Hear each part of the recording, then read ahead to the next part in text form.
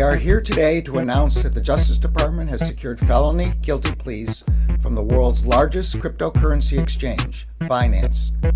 Actually, it's Binance. Binance. Binance. Largest virtual. Binance. Binance. And let me be clear.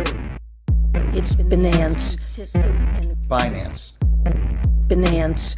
Council has discussed crypto regulations and legislations at length, and we have come to the conclusion that instead of regulating, we are going to ape a fat bag each into laptop and pump it to over $1,300,000,000,000,000,000,000,000 market cap. Let's fucking go, crackheads.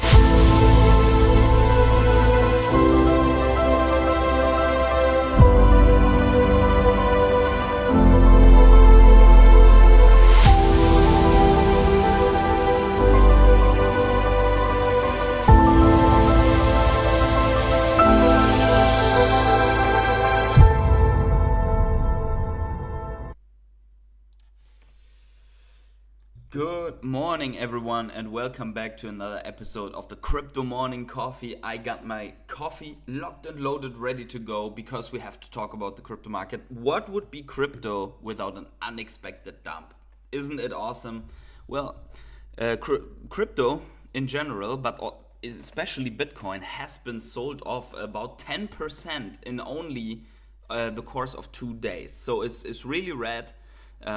It has dropped a lot, and the reason is why. And we are going to try to figure out a little bit why this happened today. And also, we are going to look at the broader picture, because this is stuff that we see in the 1 hour time frame, of course.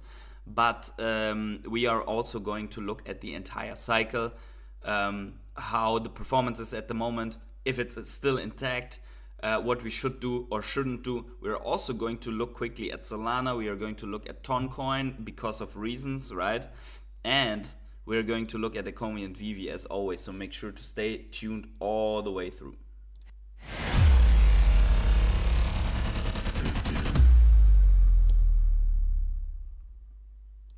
So, good morning, every one of you. I see a couple of people are already awake and ready for the pain in the market. So, we have Jasper Frank here. Good morning, PH. Good morning to you, Jasper. Welcome to the stream. Pro Legendary is here saying, "Sup, boys? More pain incoming." Yep, absolutely. We are going to all be like the hide the pain hodler. Take a deep sip of coffee. That was good. And we also have, of course, we have Trucking Hank here. GM Trucking Hank, even though if yesterday I wasn't even doing a stream, Trucking Hank was still here. Because Trucking Hank is here every day. And Mr. V also, good morning. Good to see you, Mr. V. How are the Special Mint collections going? Also, guys, make sure to smash up the like button right now for the stream. Help me to get this live stream out to a couple of more people, and subscribe to the channel with notifications on as always. And let's jump right into the market, because the market is the most important thing to look at the moment. Okay, so we see this drop here from not too long ago, 2 days ago, at midnight or something like that, and we have fallen almost 11% since then, recovered a little bit from the stump, and obviously that is not beautiful, but it has happened and this is the 1 hour chart, right? It has happened on critical lines, but you see here right around yesterday 11 p.m. for us here in Central Europe, someone dumped quite a little bit of Bitcoin into the market, right? And it all comes ahead of an important reading tomorrow, which is the growth rate quarter over quarter of GDP. So GDP of the US, right? That is the important thing. But let's bring the lines in, a lot of lines, right? But let's look at what actually happened. So we were flagging along, and it looked quite bullish, to be honest. And then we just lost support, right? Found support on our first level, which has some confluence here, right back here. But then we approach this line, and this orange line, you might remember it from the last streams. This orange line is important. It's the bottom of our bull flag. And I just wanted to show you how important this line is from how it reacted here. So it came down to support, and then it bearishly retested on this line, and then the massive crash. So it shows us the importance of this line. So jumping directly from the 1 hourly into daily, which is basically where it makes sense to look at. If we look at the broader picture on the daily, our most important lines are this, right? This, and this bottom line where we have this broadening wedge, right? And if we look at it from a daily perspective, yeah, we are somewhere in here, right? We are somewhere in between. We're somewhere in the middle of this broadening wedge. So there's really nothing happened other than that we came back to the midline of this broadening wedge. So that already is, yeah, it puts us a little bit into perspective. But then, getting rid of these lines. But then again, if we go to the weekly, we also see that the broadening wedge is the most, or this falling wedge's handle to the cup is the most important thing, and we basically wiped out all the gains of the last week. There is an important thing here, and that is stochastic RSI on the weekly. And if we open it up, so direct your attention to this, we actually have a bullish cross on the stochastic RSI. The only thing is that we really want to see, like there is a bullish cross, but we really want to see both lines come into this blue zone, right? Just as you remember when we are saying, okay, we have a bear cross, right? A bearish cross. Momentum goes rapidly to the downside, but we want to first have it confirmed, because otherwise, if you're not in the blue zone, it's basically unconfirmed. Is what we see here. Like you can have a lot of bull and bear crosses, but you're not in the blue zone, so it really doesn't matter, right? So you want to have the cross and then the entry of the zone, and that is, so we're technically bullish, but we need to enter also this zone, and we're not quite there yet, but then we would have bullish momentum. So okay, that looks as bullish momentum. Now the most important, and this is why I also say dangerous territory, is this one, and this is where the orange line. Sorry for that was unexpected. And this is where the orange line comes into play. So this is our 1, 2, 3, 4, 5, almost 6 months long-lasting bull flag, right?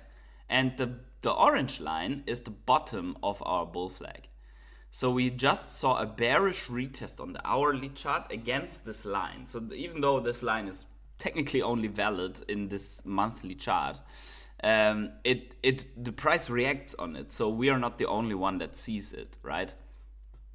And it also means we have 3 days and 18 hours to come back above 62,100-ish to even be able to say that we closed in it, right? That we are not outside of it. And then we said 62,100 to 62,200, something like that, which is not the case at the moment. Now it's 59,000, and you see how this looks, right? You have the symmetrical basically, and you look to break to the downside, and breaking to the downside is not fun. It will not be that much fun. Obviously, you still have this handle then, yeah, where you can say, okay, we are just in a big cup and handle, so the bull flag might be then broken, but you still have the handle with a downside of until 54, 53k, where you then can still say from a technical standpoint, okay, we are still having this, right?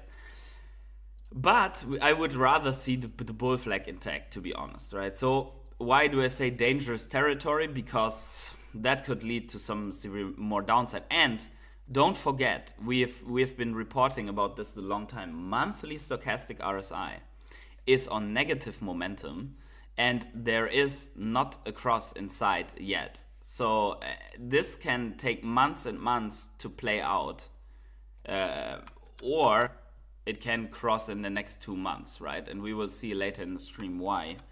But this shows us on the monthly, the momentum is yes to this side.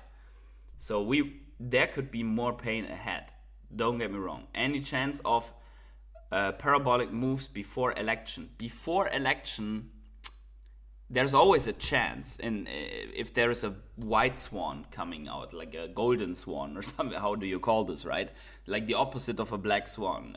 I don't know how exactly this would be happening, but it could happen. Only that the signs are more the signs in the macro, in the long term, are on more pain. But as I showed you before, on the weekly, the stochastic RSI implies that there is a bull cross. And the last time, look at the last time that we had a bull cross was here. So you see this here, right? Here's the bull cross here. And this was the move, right? So usually on the bullish cross, you can have like 30% move and so on. This is not the parabolic run that you want to see, but also here, like you have the bull cross in the stochastic, and then there is the run of also 20%, right? It's not much, but it's honest work. No, just joking. But it can happen. Whereas, so these were smaller crosses, but also here there was a bull cross, and the run here was 75%, more or less, right? I need dollar for Christmas gifts. Just collect the Christmas gifts of the others and pump it into Bitcoin. Say next time. Say after cycle, after bull run, double Christmas gifts. But this time you only collect. So this would be, but okay, Bitcoin price analysis. That is our current state that we have. We are looking forward to maybe this cross playing out, because the cross is only massive if it's in the blue line. You see here, right? This cross, for example, it kind of got there, but then already bearishly crossed. So we really didn't come out of the slump. So this happened. So now let's see. Okay, we have read crypto dump, and obviously we are made out of another type of wood, right? We are made out of other things, right? So this is minus 8% on the stock, right? The people look like this. In crypto, yes, we might have some eye rings. We might look like fucking raccoons at Crypto Morning Coffee, but we are minus 80% and we're just sipping. Yeah, we're just we're just fine. But also, you are psychopaths. You guys are psychopaths. If you own crypto, you are a psychopath, scientists say. So it's clearly not any agenda behind such articles or such studies from universities. Clearly not. It's completely honest, research. But recently released research also suggests that crypto investors display lower levels of factors associated with analytical thinking. And that's correct. We don't have analytical thinking, we crypto investors. We only have degen thinking. It's like this picture, right? It's minus 80%. My analytics show we're absolutely wrecked, but I say just buy the dip, hodl. Don't make it complicated. Just hodl your shit bags and see if something happens. If not, tax write-off against the gains of another one, right? It is what it is. Guys, crypto investing is dangerous. So researchers claim they found a correlation between investing in digital assets and showing signs of narcissism, psychopathy, and sadism. So I don't understand why sadism, because usually when you like that pain is inflicted on you, it's masochism, right? Not sadism. I really disagree with this one.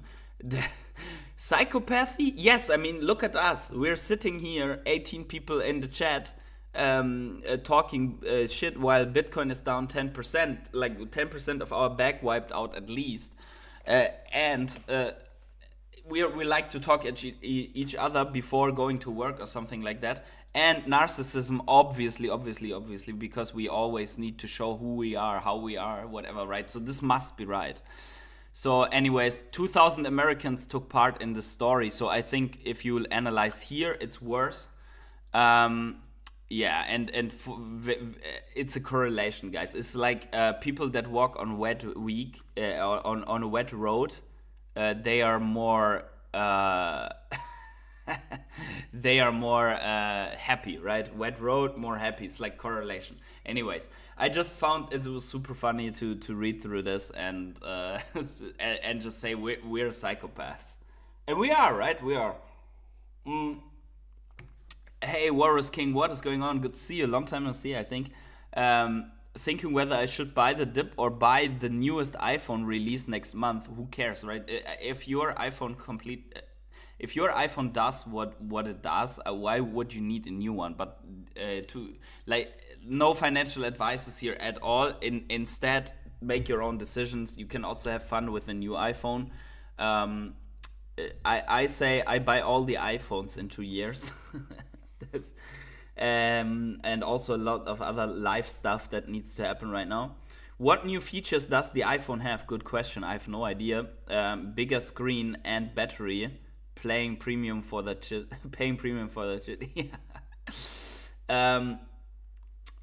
Imagine fumbling your financial freedom for a bigger screen on an iPhone, but I'm not suggesting anything here, guys. Please don't sue me afterwards or something like that. I'm just reporting the news here.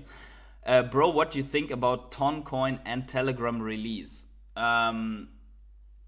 Yeah, so we're coming to that, but let's first have a look on what actually happened to the market. So this happened to the market, and it looks green, but it's actually not green. This is the liquidation heat map, and this is when longs get liquidated, right? So actually this looks a little bit better already because somehow the move went out of the 24 hours, but we had like 600 million liquidated longs, and now so we can still see it here a little bit on the. Let me move this to the side. Actually this updated after I had it opened. But here we see it still a little bit, like 24 hours racked 322 million in shorts and longs. So only a couple of shorts, but almost $300 million here on this thing in longs. So this is definitely what happened. And usually this is a power play in the market. If you can't find a bigger culprit for the sell-off, then usually it's a power play in the market, right? So the price dumps to liquidate all the longs that have stacked up because of the previous price action. So that is quite some money, right? 300 million. Also, if you can find any like ETFs selling off, any miners selling off, which you can't, then it's usually a power play in the market. So let's look at the market, and then we can also talk about Toncoin, as Shakil Ahmed asked.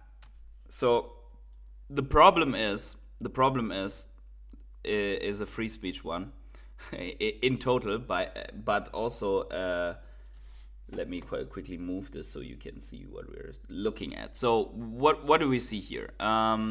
First of all, not much because the filters are out. Let me quickly lay out 7. So let's get rid of the 1 hour. Let's put the 7 day, the 30 day, the 90 day, the 1 year change. Okay.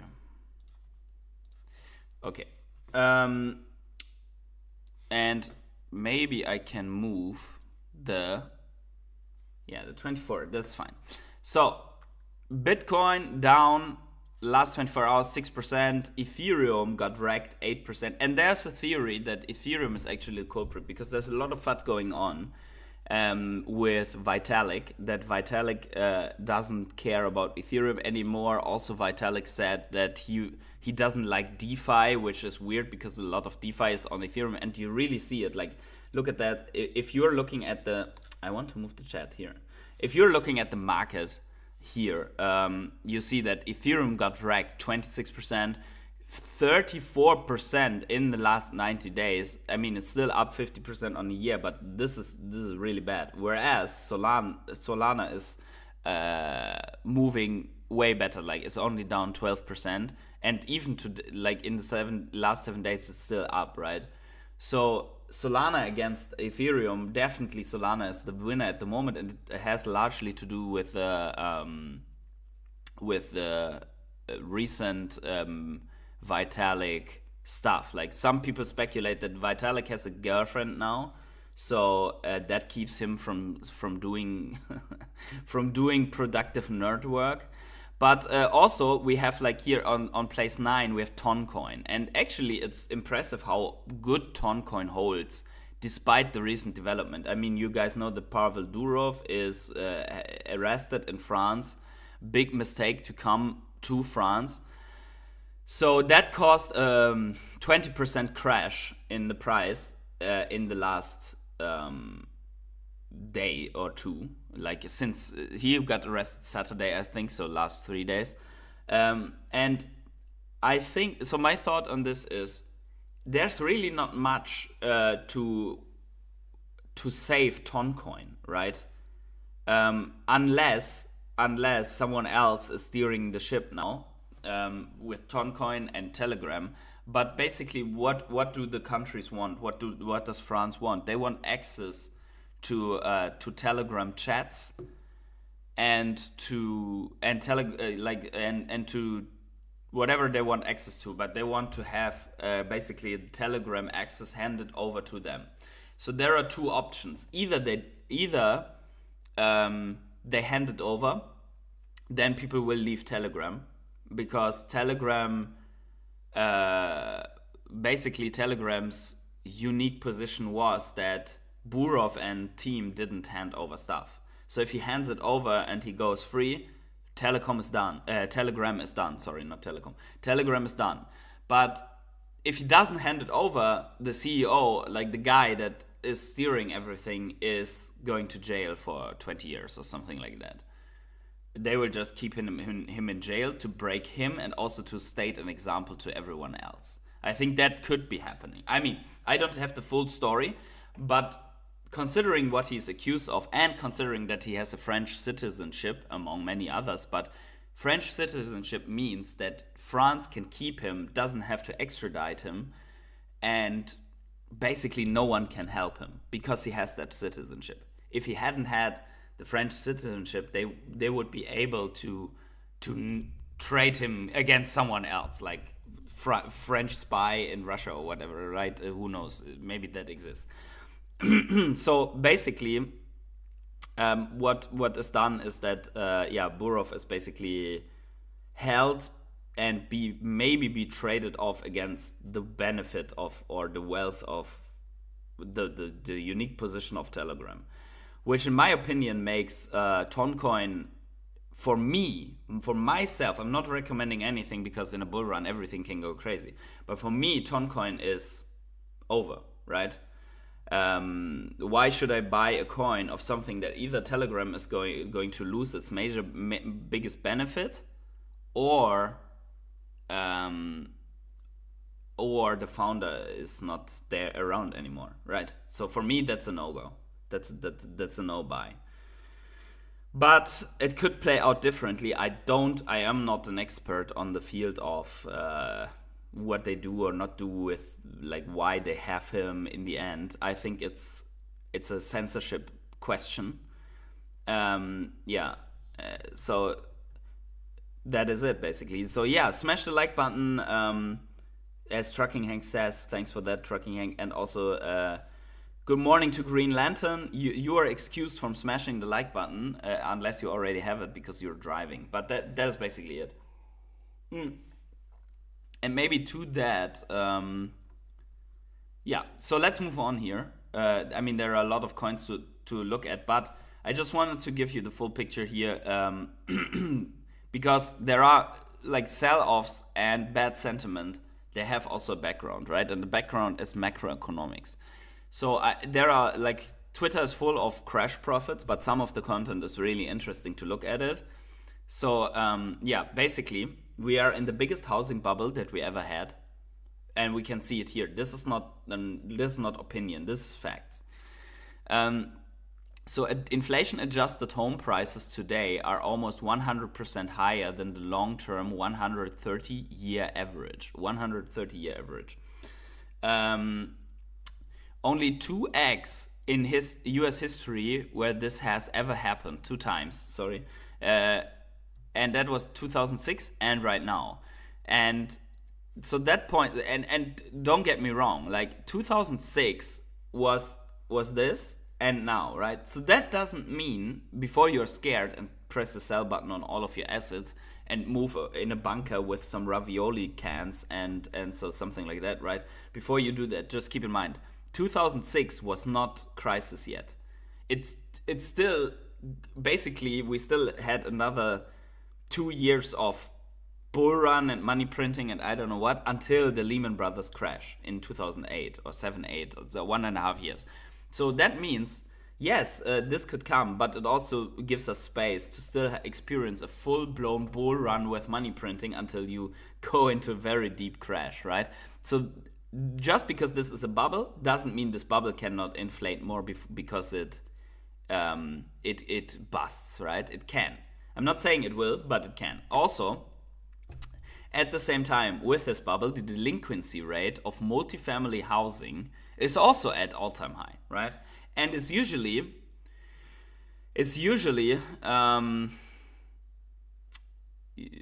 what can I say? I mean, you see, it's not really a recession indicator, but it could be, like you see it, for example, here, the 2008, by the way, the last time this bubble was here, right? So the delinquency rates were really low, and then you had the 2008 crisis, and then the delinquency rates went really high. So it basically, where we are is post-recession, right? So you have the recession and then you go. So basically the question is, will there be a recession? It's unclear. And also the biggest argument against even if you have a recession, my argument is we are in a recession since, I don't know, 2 years or something like that, right? It's already there. No one wants to acknowledge it. We had 2 back-to-back negative GDPs, which was a recession indicator, and then they just said it's not a recession indicator anymore. But besides that, we will not have a recession announcement, very likely right now, by the US president, because that would basically say, okay, the other side can now have the election, right? Why would you do that? You're so close to elections. Why would you come out now and say, oh, by the way, we're in a recession, right? They will not do that. There will be whatever argument to say we're not in a recession. And then you have, like, if you win, then you have 4 years to make up for it. Then you can announce it, right? But so I'm hesitant. And then also, this is interesting, right? Equities as a percent of total household allocation. Looking at the biggest crashes like in history, oil shock, Lehman Brothers, and that's where we are right now. And please look at the timeline. This is from 45 until now. This doesn't predict shit, right? This doesn't predict anything. So because you can just have, look at this, for example, you can just have another spike up before you go into the next crash, right? So don't fall for everything that is out there. One thing that is a little bit more worrying is that Warren Buffett is selling again, and this time he is selling Bank of America Corporation. So he just offloaded another $1 billion of Bank of America Corporation. And yeah, so people are worried that Warren Buffett knows stuff and sits in cash and waits for crash so that he can buy again. I don't know. It's like, if I was Warren Buffett at some point, like, I mean, he is 98 years old or something like that. At some point, I would go into retirement as well. Not because I think he's bad. I mean, he loves the stuff, so you should do what you love. But on the other side, it's like, when are you going to, like, if you are almost 100 years old, that's your last chance to go just to the Bahamas and sip on some, I was saying sip on some bikinis, makes no sense. Sip on some daiquiris, I mean, like some drinks. Is Warren Buffett still alive? I think so, right? Yeah. Yes, he is. Charlie Munger isn't. Yeah, his friend Charlie Munger isn't alive, but Warren Buffett, yeah, he is alive. He is still alive. I don't know how he is, but he like, he's a dinosaur. Yeah. So again, back to the topic, Solana versus Ethereum and so on. We see here the crypto money flow. The crypto money flow into assets and out of assets, and this kind of confirms a little bit what is happening to Ethereum at the moment. These are the dominances, obviously, of everything, but we see Ethereum dropped, Binance little bit upside, Solana and Bitcoin are getting the flow. And don't forget, with Bitcoin dominance rising, obviously everything is a little bit bleeding into Bitcoin dominance, or into Bitcoin. Otherwise, dominance wouldn't go up.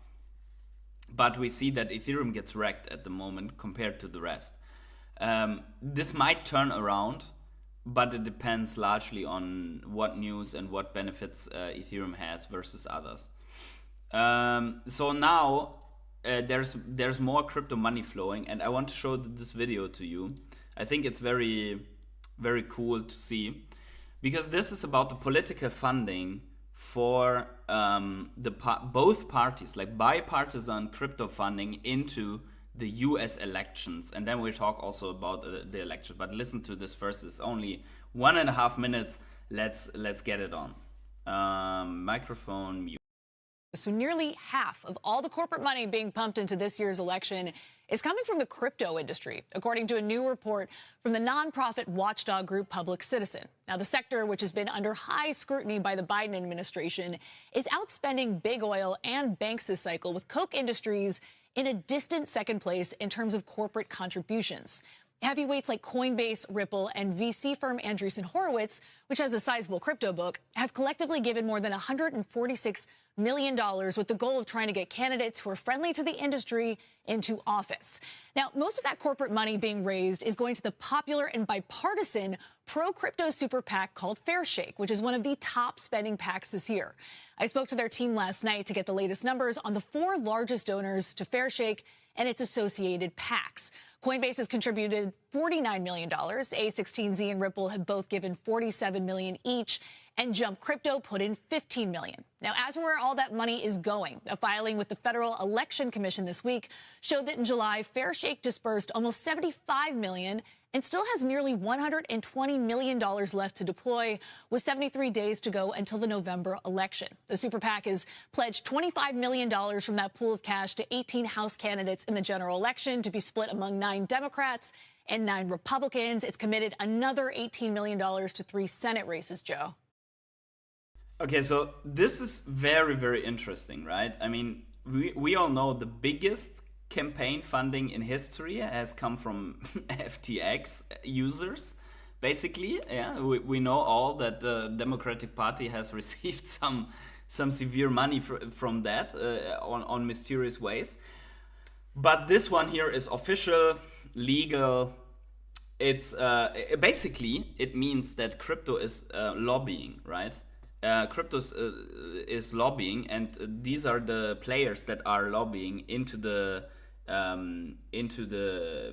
political parties. So Ripple is doing big work. Coinbase also. Who knows? Maybe there's even deals like, oh, give us the legalization, make us the custodian for the ETFs, and we contribute to the parties and whatnot.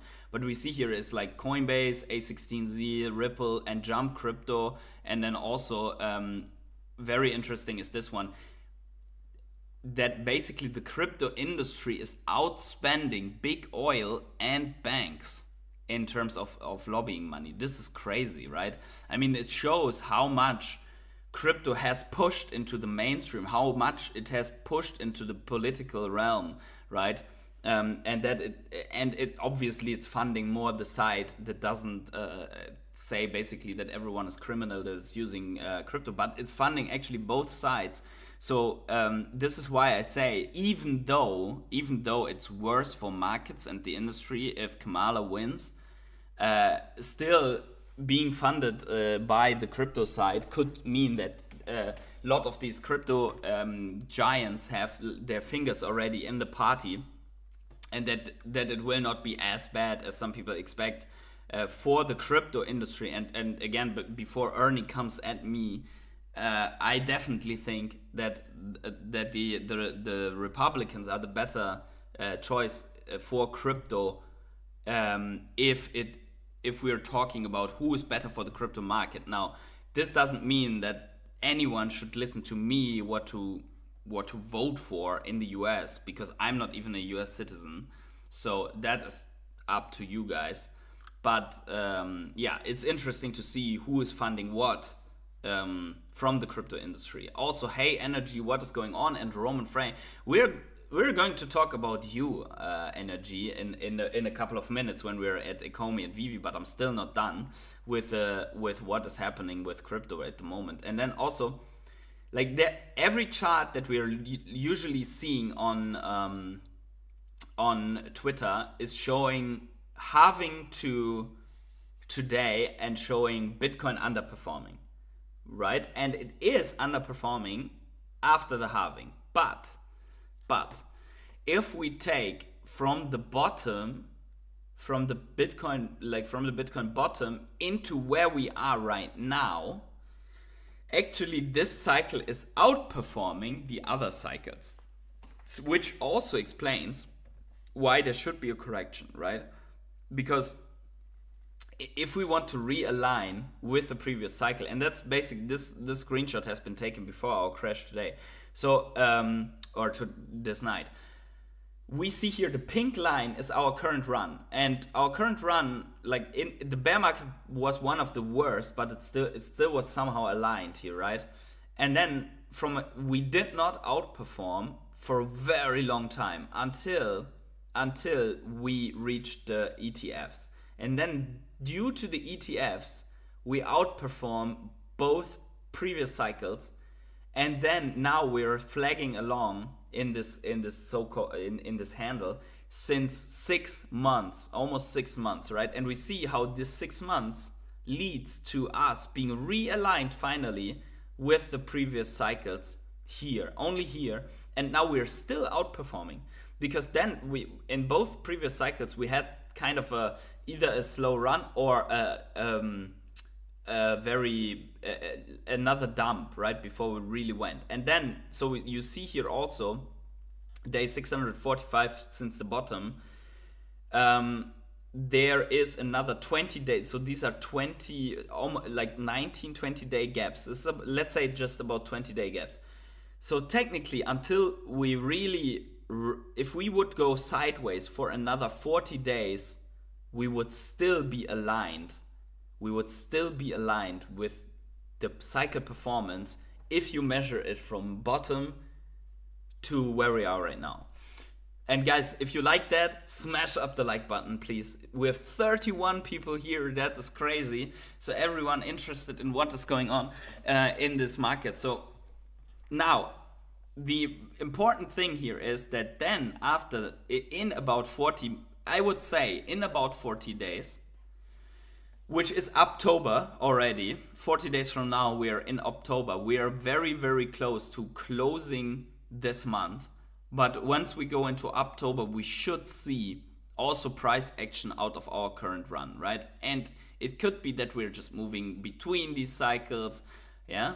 But we will see some uptime. It doesn't mean that we cannot go lower, even into the range of like 50,000 or so for Bitcoin before that in the next 40 days. We don't know, but there are some economic events coming up that could lead to this. And also keep in mind that this is where we are right now, that the US elections are basically the point when there is certainty about who is steering the ship, or supposedly steering the ship. After the US elections, usually the big run-up happens, not before. Like everything that you're reading on Twitter, on other social media, is saying that, this is the longest ever this is the longest ever sideways, but also this was an outperformance that was unusual. What we should have had is a boring, slow uprun, and we just didn't, because we have already the ETFs priced in here, and now we are realigning, and now we're realigned, and now we're getting into the November, like October should be starting, yeah, and then November should introduce a parabolic run to us that only happens throughout the next year, right? So if it was anything like the past, we're going to rally at least into like somewhere May, if it's like the last run, and if it's like 2 runs ago, we're going to rally into September. My personal prediction for the cycle is that we're only going to top out in September of the next year.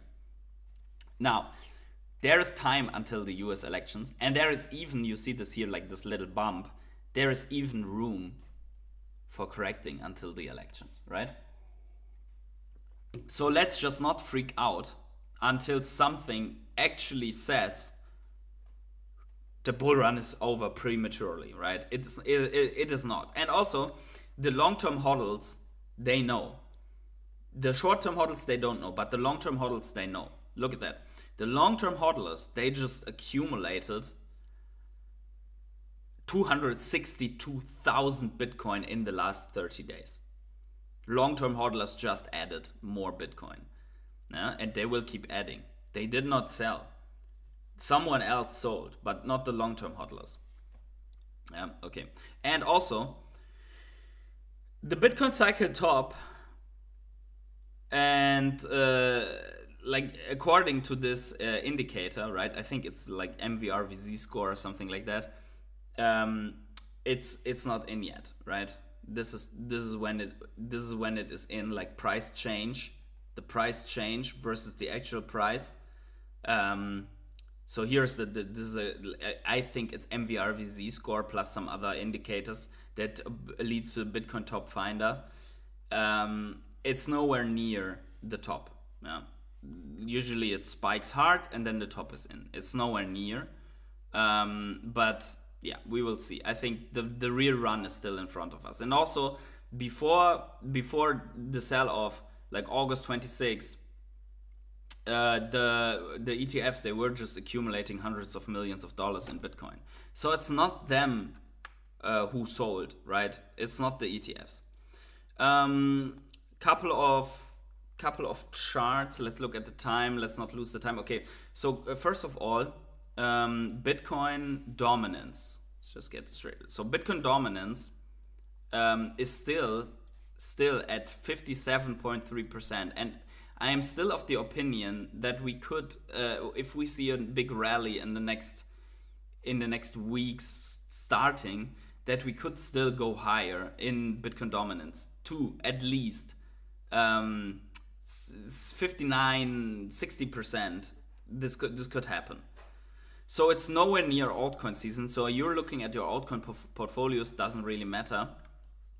And don't look at indicators as well, because they don't matter for Bitcoin dominance really, because Bitcoin dominance in itself is not a traded asset. So we see Bitcoin dominance is on a rise, and this has not changed. Yeah, Bitcoin dominance is still on a rise. It moves sideways a little bit right now. We're at major resistance. We will see how it plays out. Our hope is obviously that once Bitcoin pumps, that altcoins go with it, and that leads to sideways Bitcoin dominance until the point, for example, here, like if Bitcoin dominance goes sideways like this on this line and at some point gets rejected, you see we are already in January with this, right? If it would happen like this, and then at some point Bitcoin tops out.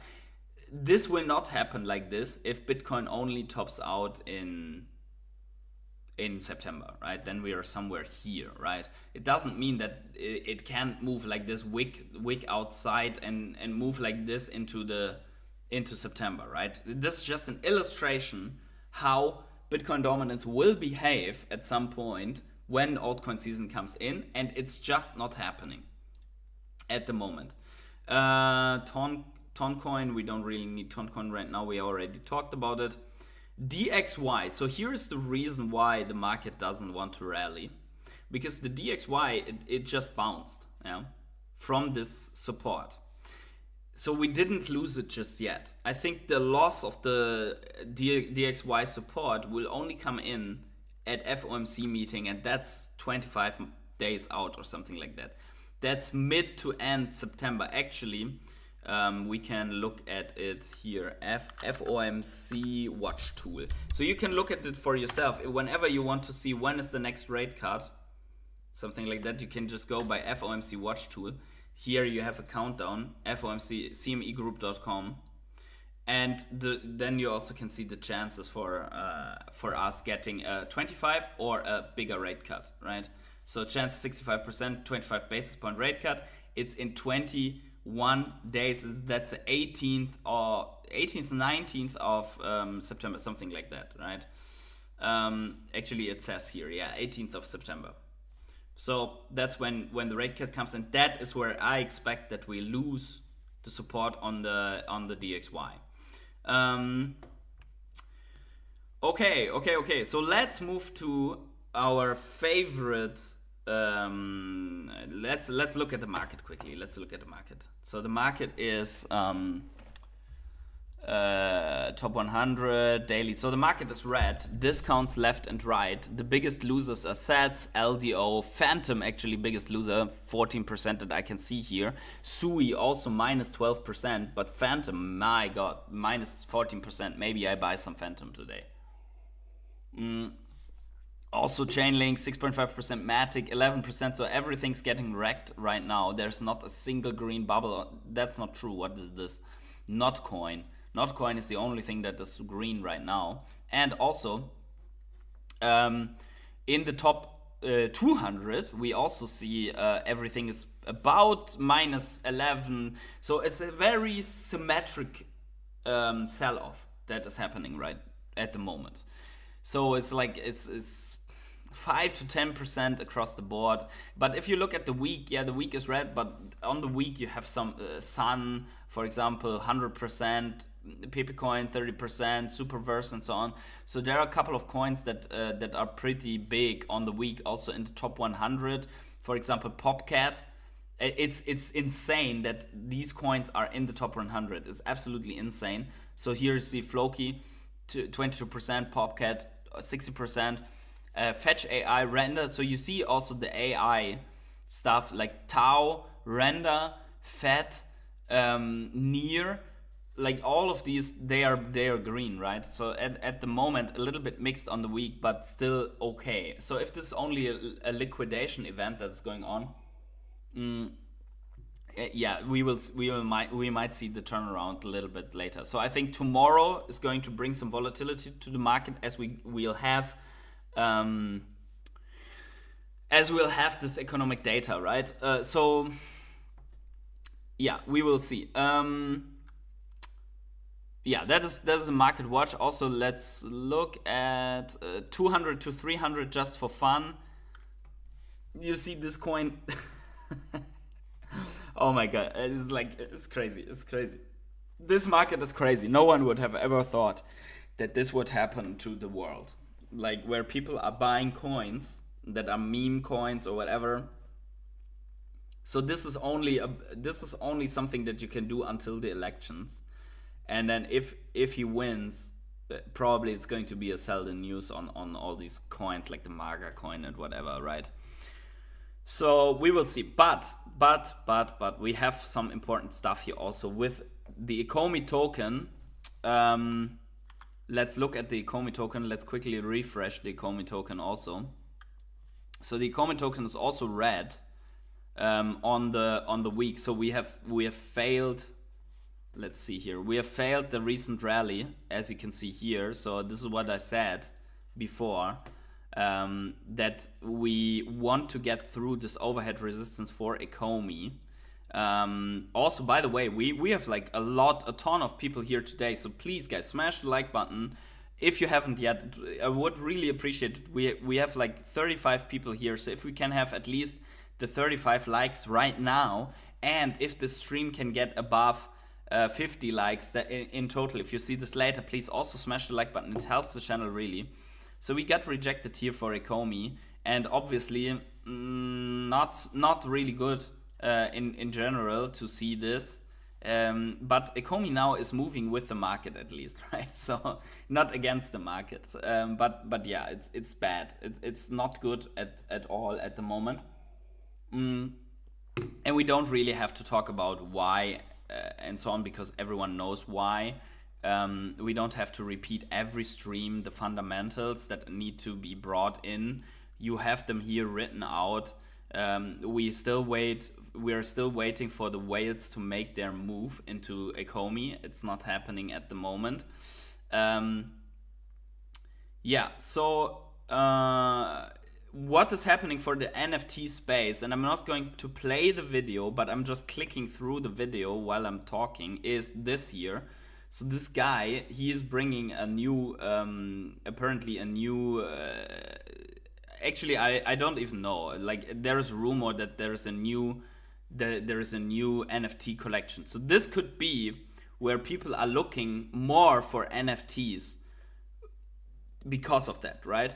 So this is from DG News, and be very careful if you go if you go on any link. Like, be very careful. Like, don't click any correct. Like, look for the correct links. But you see here, there's like these cards, this new collection apparently, right? So I don't know if it's official.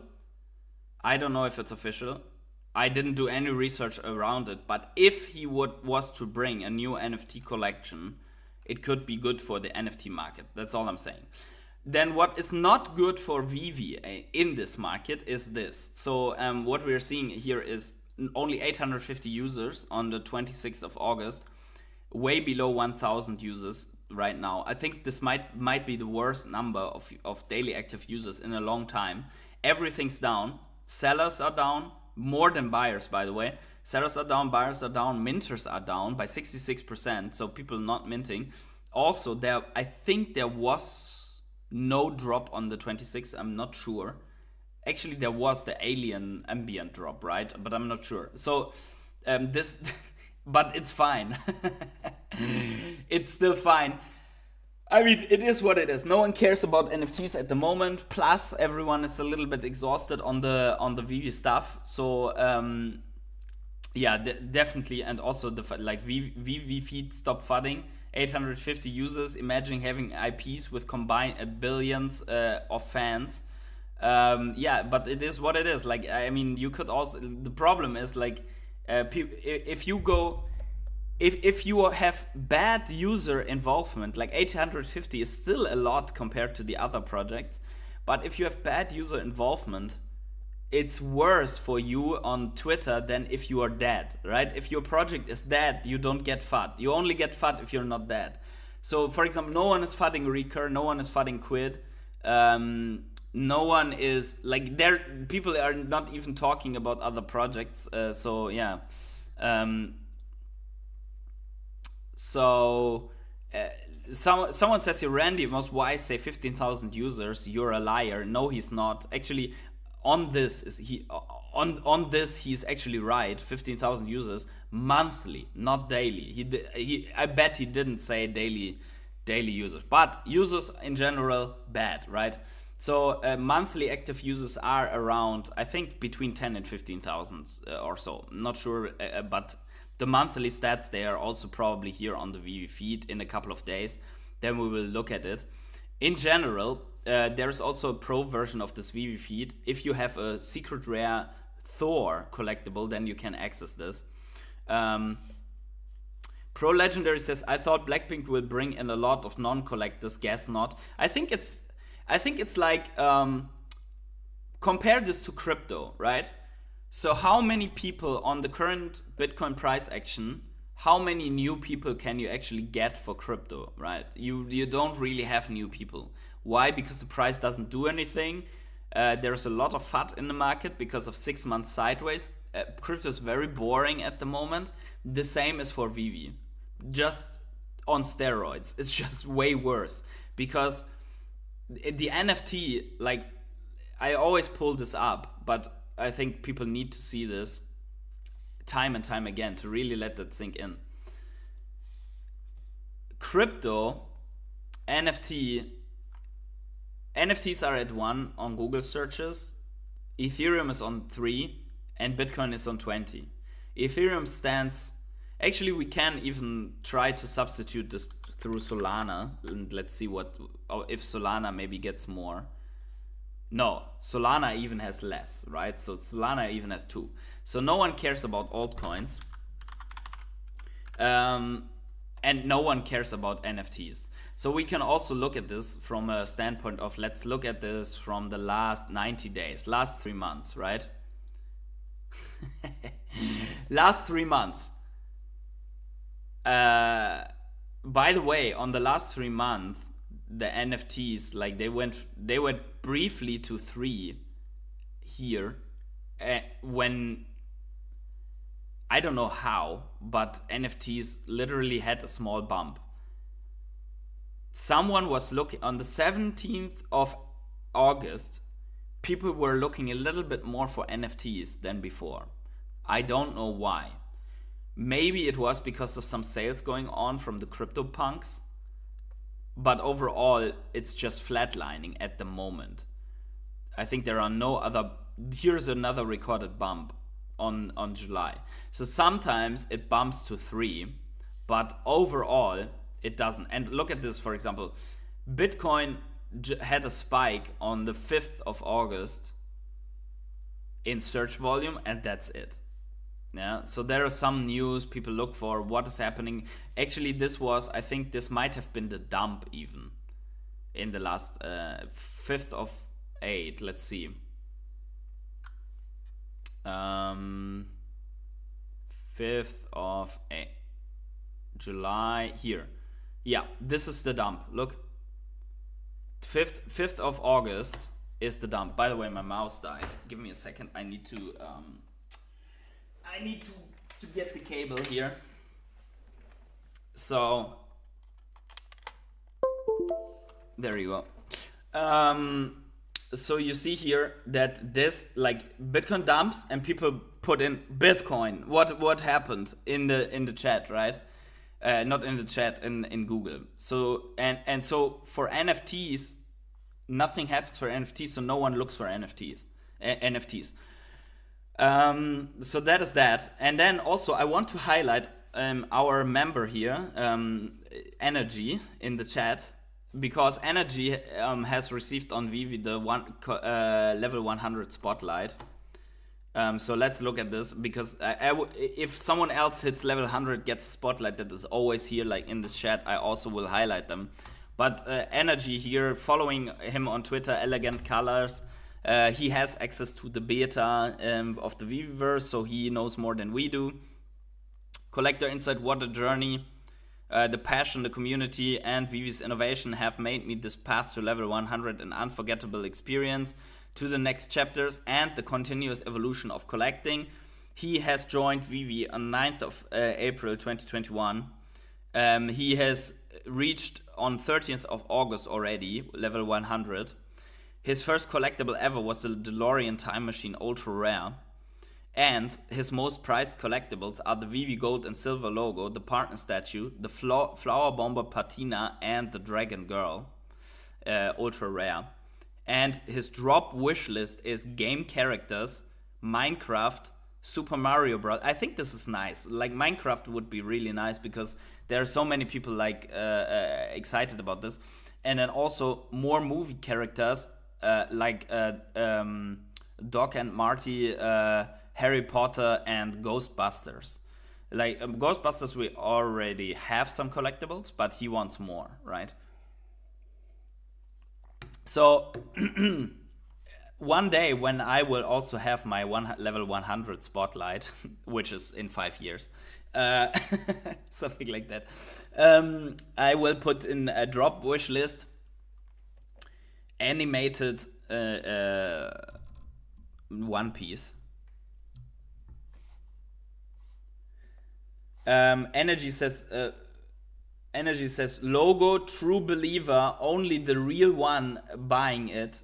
Yeah, exactly. So Energy has basically is like the argument. If you got the Veve logo as a present from the team, then it's not the same as if you have if you have bought it from the market. I agree with that. Like the true believers are the ones that have bought it from the market. Actually, Veve should reward someone who bought it from the market versus some dipshit like me who got it as a present.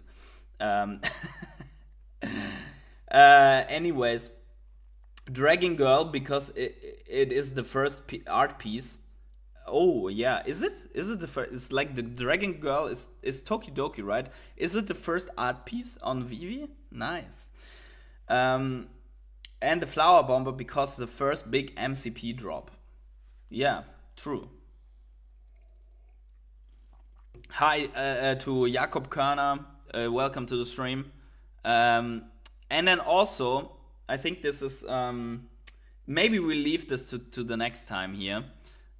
Because we're already, I have to go, unfortunately. But there is a nice tweet from WC Ente, also German community member, and he put a lot of thought into this, like thoughts on Veve's state of. We do this tomorrow. We talk about this tomorrow on Veve. So yeah. I think so. I think the best way to end this is congratulating Energy to his level 100. And all these nice collectibles. I really hope for you that Veve will be amazing in the bull run. So I think this is the best way. And yeah, congratulations, Energy.